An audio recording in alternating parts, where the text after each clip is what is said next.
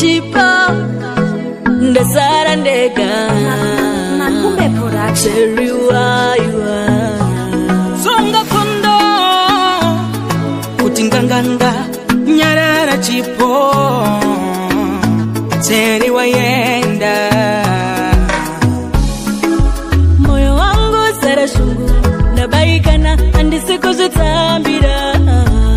Uyai Mwea muchane Undi nyara zenda Sara ndega Shawayenda Terry Moyo wangu sara shungu Nabaikana andisiku zutambira Uyai Mwea muchane Undi nyara zenda Sara ndega Shawayenda Terry Nyarara kuchema iwe chipo Mwari vanoziva iyo nguva Jose tichaenda Asi nguva ndidzo dzinosiyana Hauna kusara wega Tiripo masawira Tichakunyaradza Tichamira newe Pandaiti Terry wati chipo Ndaifunga kuti wewe neni chanda mberi Wanditimira moyo Terry Ndazviona tina mushapanyika Terry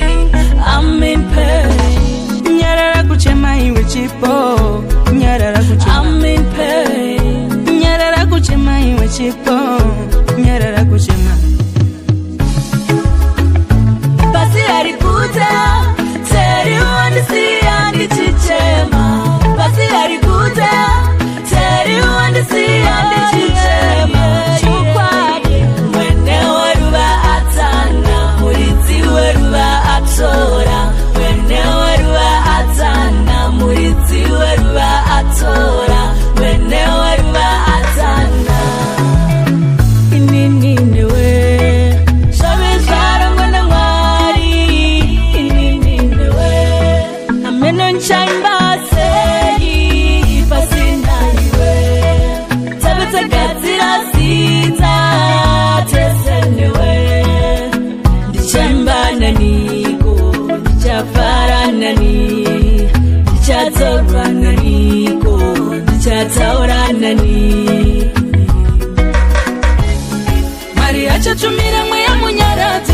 Ukotanda-tanda paurize tsangadzi Parumuko tusangana nehama idzi Jesu ouya vakafa vachamuka Mari achatumira mweya munyaradzi Ukotanda-tanda paurize tsangadzi Parumuko tusangana nehama idzi Jesu ouya vakafa vachamuka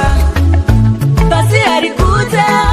Terry wandisia ndichichema Basi alikuta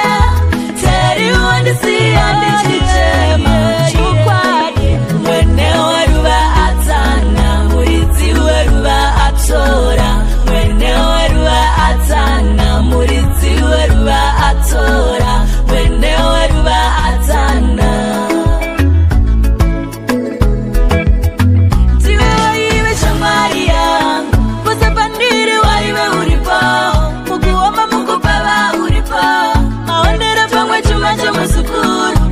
Asiwakaenda Terry waiwa